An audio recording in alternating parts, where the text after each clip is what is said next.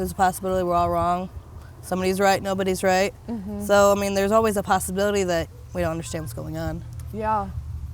But, I mean, you have all these books. You got the Bible, which was written by a person. Everything, in a sense, was written by human beings, and they just put their own judgments in it. Yeah. Like, everyone just puts their own judgments and opinions and everything, so who knows what's actually real. Yeah. O Lord, our Lord, how excellent is thy name in all the earth, who has set thy glory above the heavens.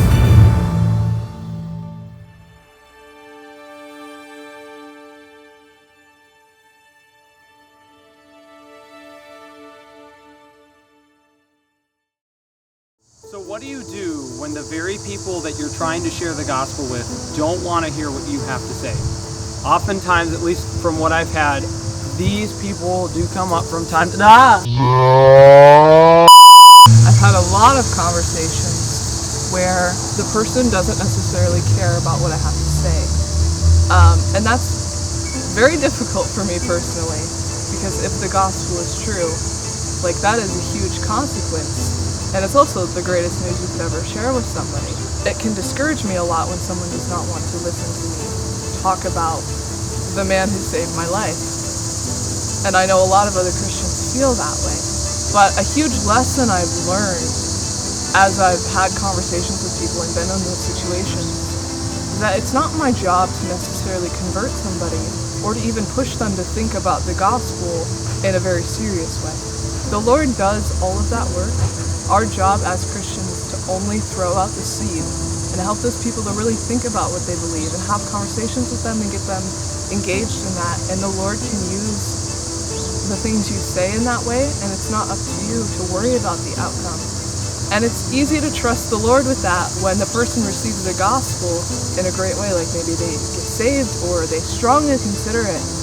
But it's hard to trust him more when the person doesn't want to listen to you and they can become aggressive and they're just like not attentive to what you have to say at all. The biggest thing that has helped me is just trusting the Lord with the outcome, because it's not my job.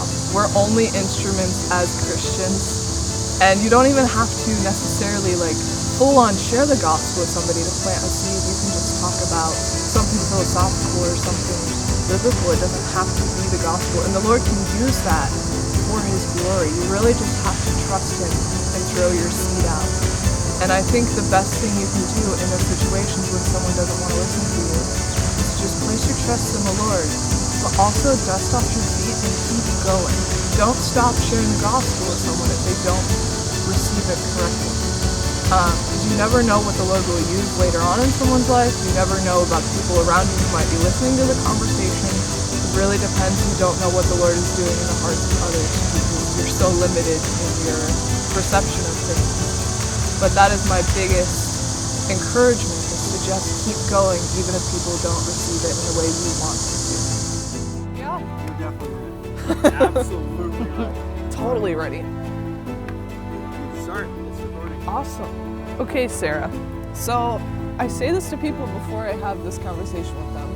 Okay, Jared, this topic can get really emotional for some people, and sometimes they don't want to talk about it because it's just really hard to talk about. So if I ask you a question that you don't want to answer, or if you want to stop the conversation at any time, just let us know. It's no problem at all. Like, we completely understand those types of situations. Sounds good. If we were doing that, just living life, do you think there's any meaning in it? I don't know, it kind of depends on what you're doing. Yeah. I mean, I got a kid.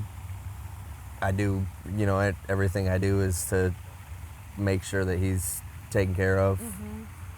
And then aside from that, I come out here, go fishing, hang out with my friends, here and there when I'm able to. And yeah.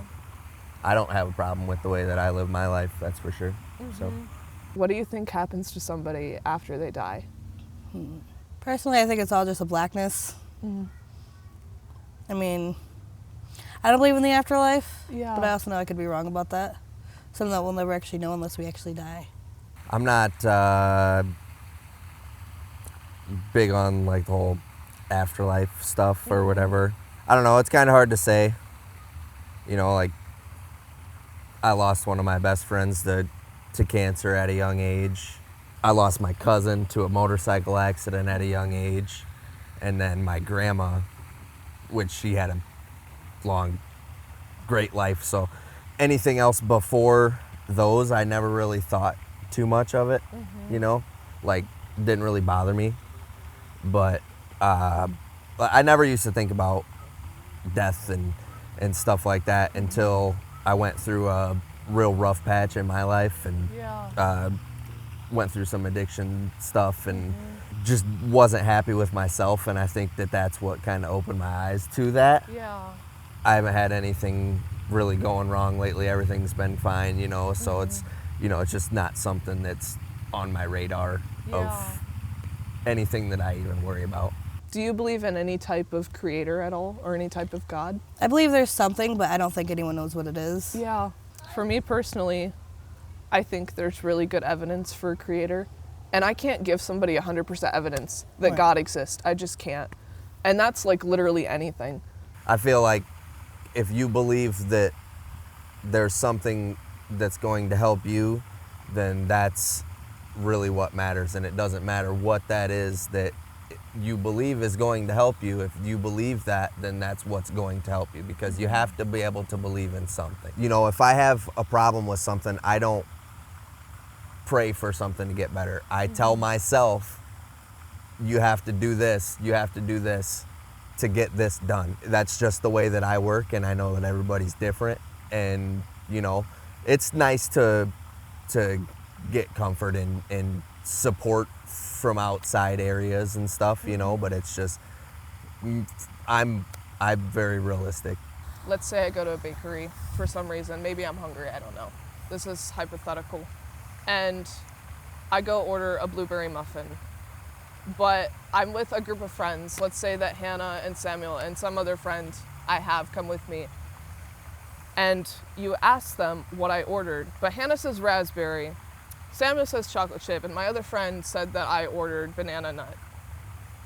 But to them, that's their truth, but it's not the truth of what I ordered. Correct, yeah. So it's kind of the same spiritually. Like every religion or spiritual group says, yeah, I'm right, but they can't all be right. Right, that's why I just don't really pay much attention to it. Yeah. If somebody comes up to me and you know, I want to spread the word of whatever, like, I respectfully decline to, because, you know, I'm not going to get into any type of confrontation with anybody because of some type of disagreement, and it's honestly, I mean, everybody has the right to believe what they want to believe. Yeah. So do what you want to do, believe what you want to believe, but I don't think it's right to push it on other people the way that a lot of people do that. That's really the only issue that I have with anything like that, is just do what you want to do, just let people do what they want to do. Have you studied any kind of science before? Okay, do you like science? I do, actually. Good, okay, so this is gonna make sense. Things in science and nature in general are so complex. Like when you really study it, you're like, wow. Even if something small was completely screwed up, it would all fall apart. And I think that that evidence in nature points to an intelligent mind that created it. Like, I don't think this all just came into being by random chance. Something had to put this all together. Because when you do things randomly, there's a really, really slim possibility that it's going to work out like it does now. So I think that a creator may have structured it this way. But I think there is good evidence that some sort of higher power exists. And I can't give 100% evidence for anything. Right. Like if I tried to prove that that was a tree, like, you know, I could make good arguments that it's a tree, but I can't prove that 100% to you. I'm pretty well convinced that that's true. Yeah, but I mean, like, I couldn't 100%. Well, maybe that. if I was a blind person, then you Maybe. could convince me that that's true. But. There's like some philosophical arguments that I like to go back to that point to the existence of God. And this is coming from somebody who used to be atheist, and then I went through like this whole thing where I was like kind of figuring out Excuse what I me. actually believed. You got it. No, you're good. Buddy's on the way with the kid. Whoop whoop. We should probably speed this up then, huh? Probably wouldn't hurt. Yeah. Does that make sense? Yeah, it does. Like, and I feel like like I said, I think there is something, but no one's ever gonna know what it is. Hypothetically, that there is a heaven and a hell. Let's just pretend right now we don't know 100%. Do you think you would be good enough to get into heaven? I believe if there was a heaven or a hell, that it wouldn't matter what you believed in, but more of who you are. So if you're a good person, that's when you would go to heaven. If you're a really bad person, then you wouldn't. Yeah. So like, I don't believe in nothing but I do my best to help people. Yeah. So I always help people whenever I can. So, I mean, if that's going to send me to damnation, then that makes no sense. Why would I got to do that? Because there's lots of people that are religious and said they're Christian, but they've done really, really bad things. So just because they said that they believed in God and they said a last-minute prayer before they die, that means they're going to heaven, even though they spent their whole life torturing people. Yeah. And then you get someone that doesn't believe in God per se, but yet would help everybody whenever they can, and from the bottom because they want to, because they love people and they're trying to be kind. You're saying they're going to go to hell just because they didn't believe in something they had no proof about. So what do you think makes somebody a good person and what makes somebody a bad person? I think bad people are the ones that do a lot of bad things and don't care if they hurt somebody. Yeah. So like, you're doing something, you're purposely hurting people for no reason, no benefit, just you're doing it. And you don't care, or you think it's funny. To me, that's not a good person. It's not somebody I would want my kids around. Yeah. But if you're somebody that, you're honest, you're doing your best, to be a better person, so like you're not judging somebody just because they're different than you, or you can help somebody and you have the means to help them and you just don't because you don't want to. If you just, hey, you need a ride to the store, I'll give you a ride to the store.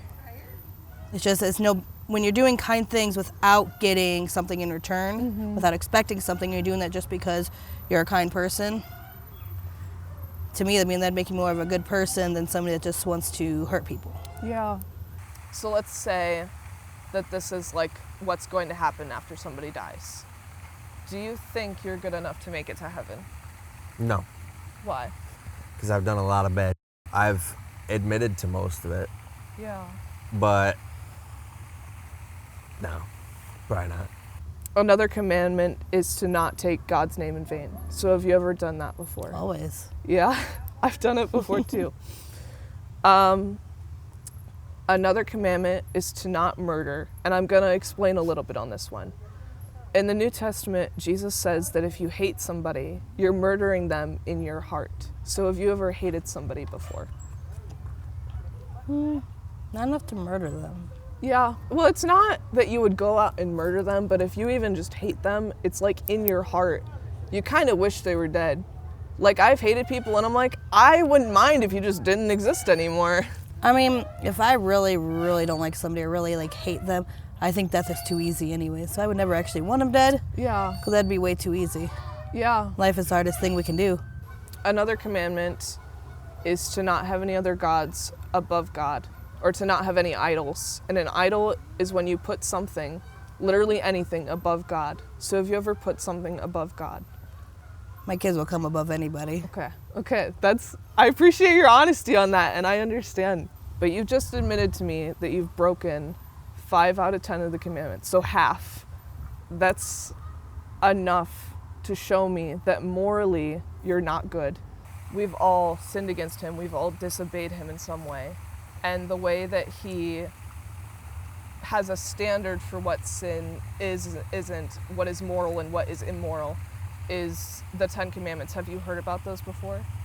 No, never. Really? I'm just kidding. Okay, I was about to say, really? Okay, do you know any of them off the top of your head? I don't know, is the golden rule or whatever, is that one of the commandments? The do to yourself as you wish done upon you, or whatever it is, or whatever? Something like that? It's not in the 10 Commandments, but it is a commandment from Jesus to treat others how you want to be treated. Well, I guess that's the main thing. Well, let's go through a couple of them. So, one of the 10 Commandments is to not bear false witness, which is to not lie. Have you ever lied before? Oh, yeah. Yeah, we all have. If you said no, I'd be like, I think he's lying. Another commandment is to not murder. And in the New Testament, Jesus tells us that if you hate another person, that you're murdering them in your heart. So have you ever hated somebody?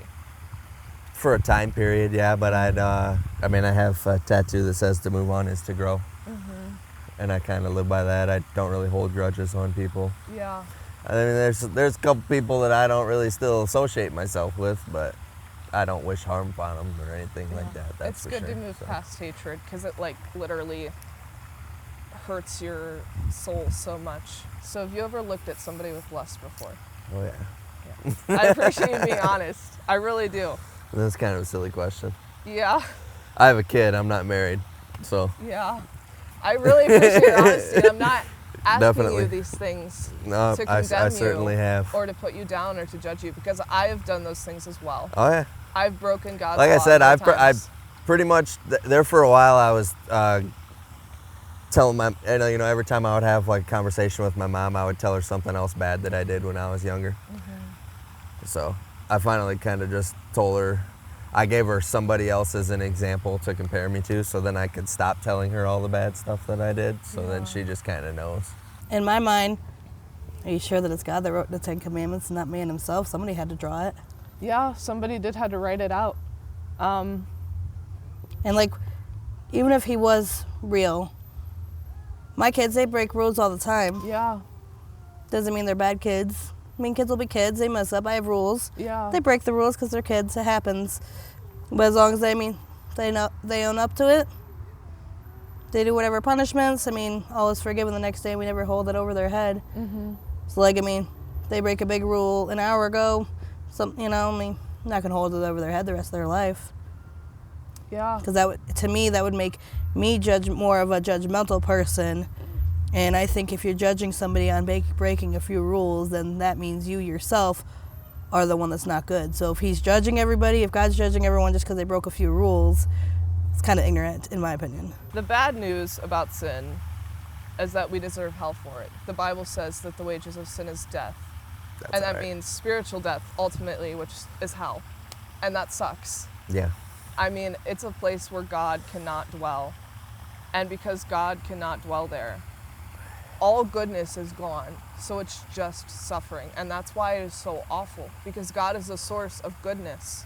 But he did something because he wants a relationship with people. Do you know what he did?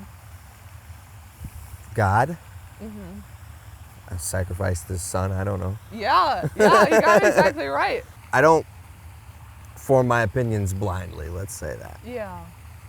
I've listened to a lot of people talk and, read up on a lot of stuff, and I just feel the way that I feel, and it's probably nothing that's really going to change that. So. Yeah, it's understandable. But when Jesus was on the cross, he took your sin and my sin and everybody else's sin on his body, and he paid the penalty for it. So it's like you have a stack of tickets that you got because maybe you're just a speeder. I don't know. I am. I am too. It's okay. I'm like, but my brain's like, I like going fast. But it's like you walk into a courtroom and you have this large stack of tickets that you got. And somebody just comes in and pays for them. And you're completely free from guilt. That'd be nice. I know, but this is what Jesus did for you. Your sin is like that stack of tickets. And in the courtroom, God is the judge. But when Jesus died on the cross, and if you accept in faith that he died for you, your sin is completely taken care of. And he can see you like you are perfect and holy. But to me, that, in a sense, that has never made much sense to me. Yeah. Because why would you send your kid to die and be tortured for the sins of people when he didn't do it? So like my kid, I never want him to say he did something that he never did. Yeah. Because at that point, I mean, in a sense, it's lying itself. If you're taking punishment for something you've never did, I can it's like people need to that. own up for their own crap instead of letting somebody else take the fall. Yeah, but if we owned up for our own sin, we would all be in hell. and we couldn't have a relationship with God. And I want to explain this a little bit further. But why do you think God would want a relationship with people? Because he wants followers. Okay. Why would an all-powerful being need followers if he already has all the power? To spread the word to the other areas. Okay. I mean, look at all the different places of the world that don't see what we see every day. Same concept, just a million years ago. Yeah. To be completely honest, the only reason I would see anybody trying to spread their own message is because they think that that's what's right.